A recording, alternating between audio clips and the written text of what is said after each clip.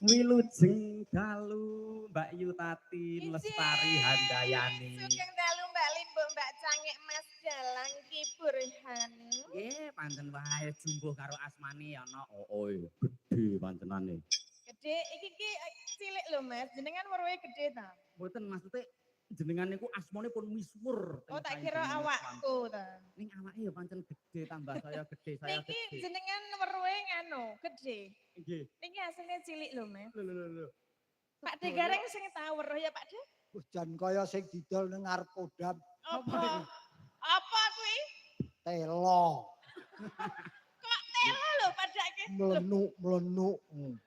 Telo plenuk ya kena ning rasa nganggo ngene lho. Lah pancen bentuke ngono kok. Lah ya aku nek nganggo bentuke ngene kok kaya sajak udu telo ta iki?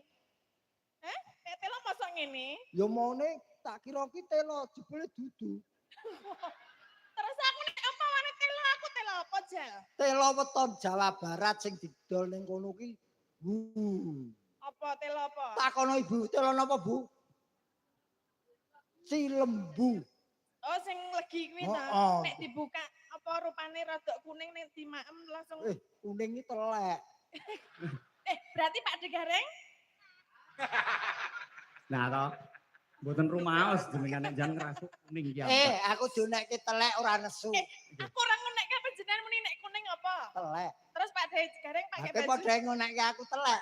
Aku dadi telek ora masalah. Kowe ora nelek sedina lho. Wo, bingung ra kowe? Masa umpamane aku dadi telek malah ngerti ngendi-ngendi aku.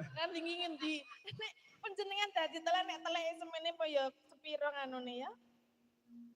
Lho yo bayangno dhewe kok. Wong sing ngarani aku. Tatin, kowe tenan bener Mas Burhan. Pripun ta? Kowe ketok mempur tenan. Tambah gede.